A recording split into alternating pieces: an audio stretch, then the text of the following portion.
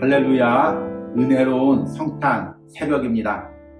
오늘 온유하우스에서 여러분들과 함께하는 묵상을 통하여 성탄의 의미를 더 깊게 새겨보고 또 하루 종일 예배하면서 찬양하면서 이 은혜를 누리기를 소망합니다. 오늘 묵상의 제목은 소란한 세상 속에 오신 이입니다. 오늘의 말씀을 읽겠습니다. 마태복음 2장 1절에서 9절입니다. 헤롯 왕 때 예수께서 유대 베들레헴에서 나심에 동방으로부터 박사들이 예루살렘에 이르러 말하되 유대인의 왕으로 나신 이가 어디 계시냐?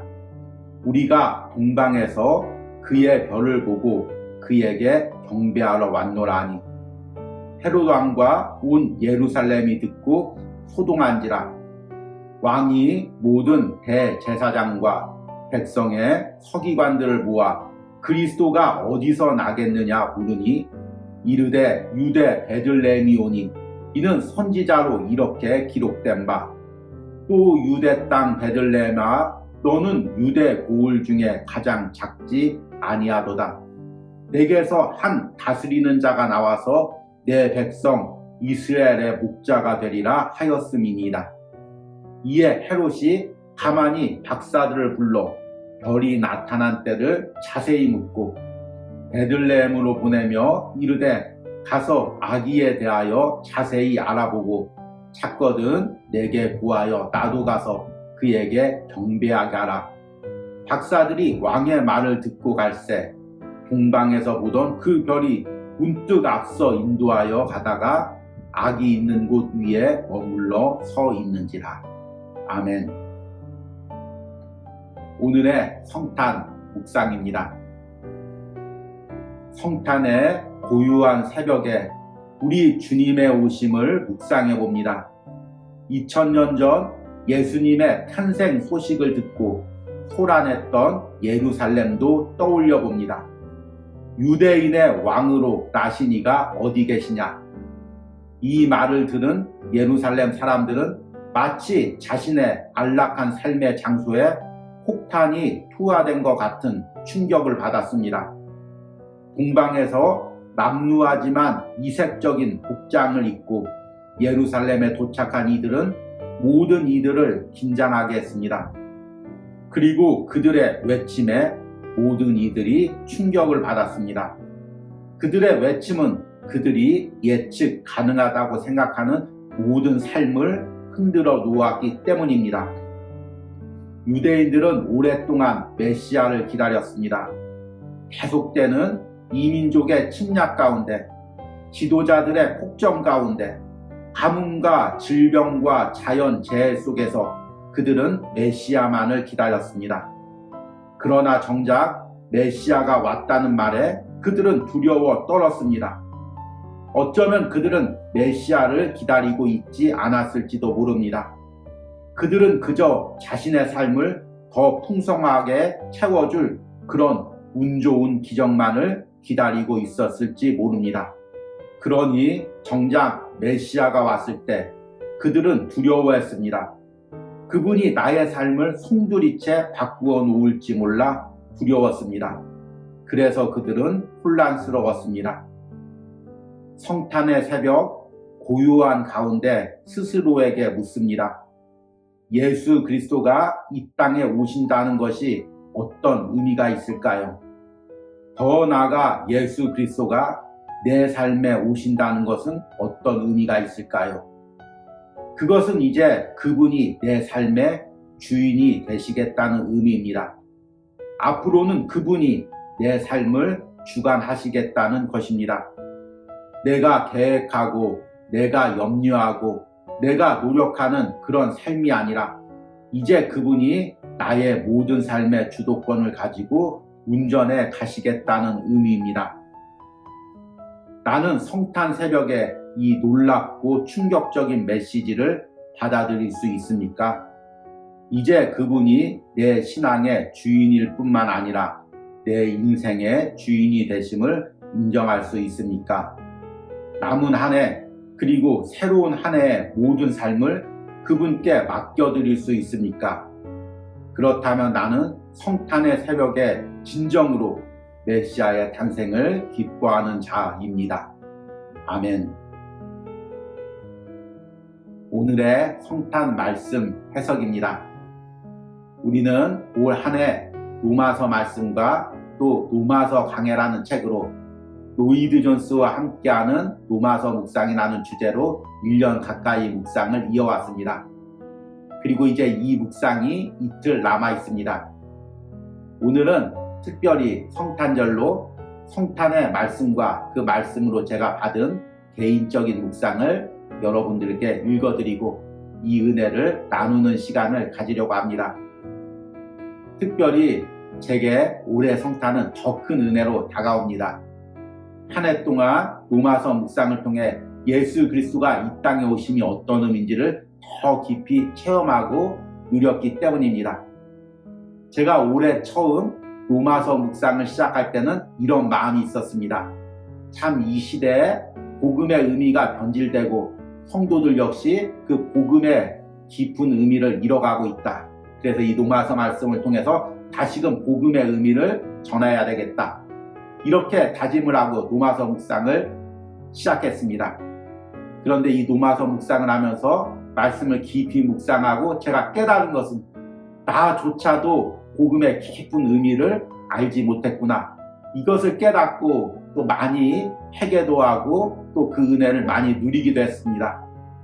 올 한 해 로마서 묵상 중에 계속 반복적으로 복음이란 무엇입니까? 이 질문을 했습니다. 이것은 다른 누구에게 하는 질문이기 전에 먼저 내 자신에게 하는 질문입니다. 내가 복음을 붙들고 복음을 전하는 주의 종으로서 과연 복음은 내게 어떤 의미인가? 이것을 항상 스스로에게 물었습니다. 다시 한번 묻겠습니다. 복음이란 무엇입니까?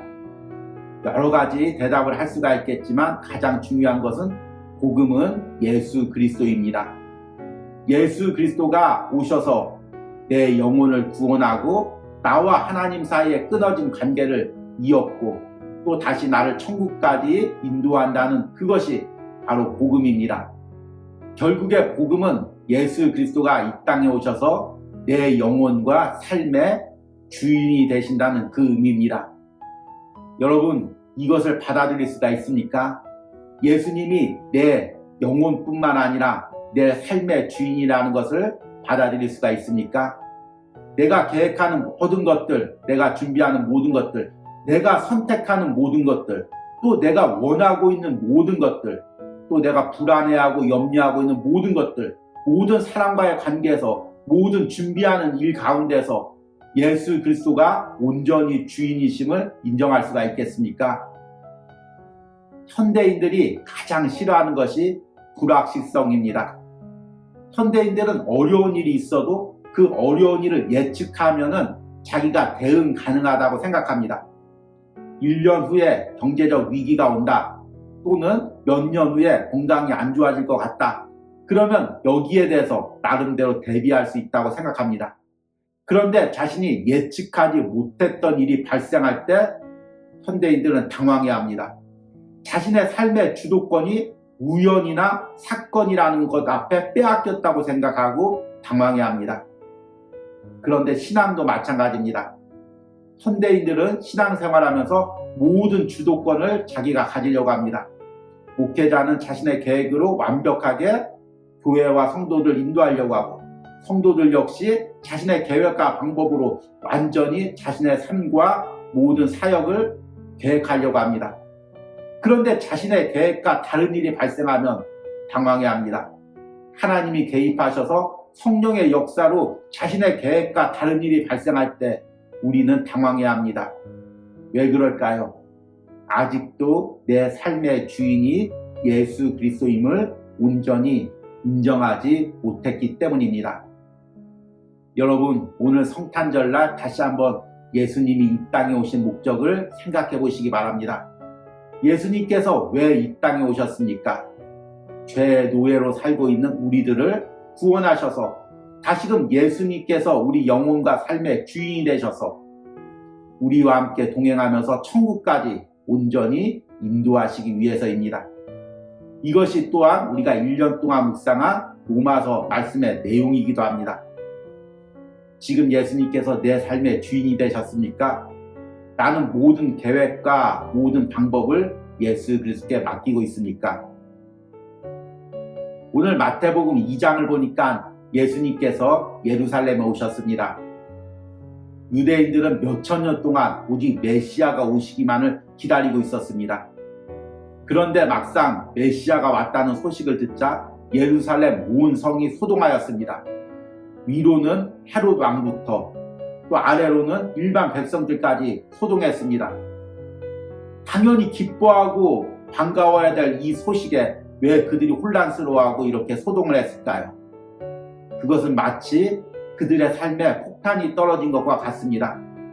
우리가 올 한 해 해외 뉴스를 통해서 우크라이나나 시리아 같은 곳의 전쟁 상황을 보았습니다. 평범한 일상적인 삶에 폭탄이 떨어져서 그들의 삶이 순식간에 바뀌는 것을 보았습니다. 예수님께서 이 땅에 오셨다는 것은 영적으로 보면 이와 같은 상황입니다.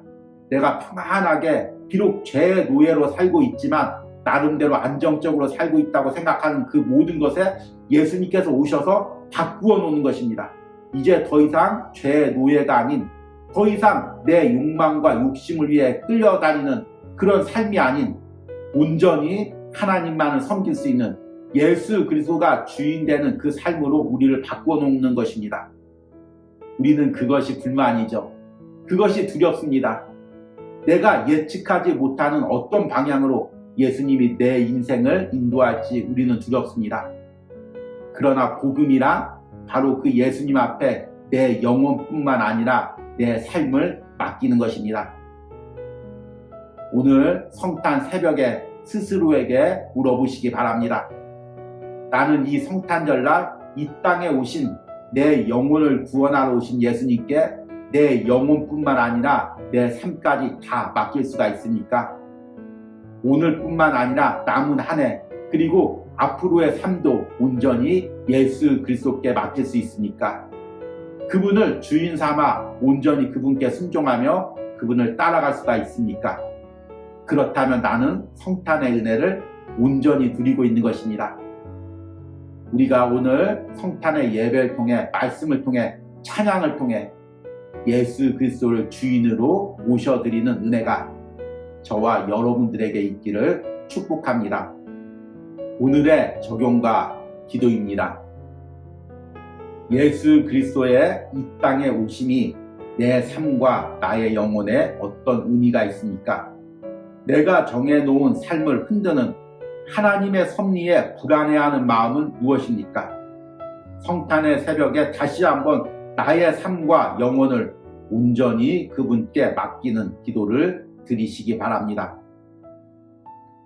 우리 함께 기도하겠습니다.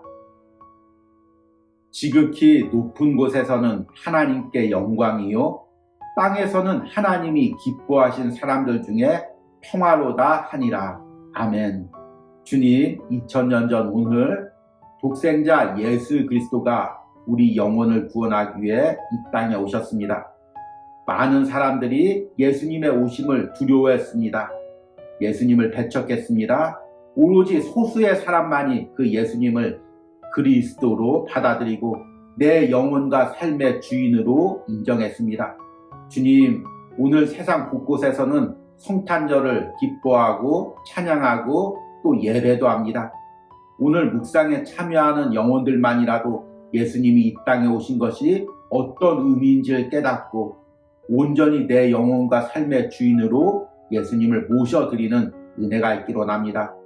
더 이상 내가 계획하고 더 이상 내가 염려하고 더 이상 내가 불안해하는 것이 아니라 예수 그리스도께 순종하며 그분의 인도대로 살아가며 하나님이 주시는 진정한 평안을 누리는 은혜가 오늘 묵상에 참여하는 모든 심령들에 있기를 간절히 축복합니다. 오늘 새벽부터 저녁까지 성탄의 은혜가 모든 심령 가운데 또 그들이 드리는 예배 가운데 그들이 드리는 찬양 가운데 차고 넘치기를 축복합니다. 예수님의 이름으로 기도했습니다. 아멘.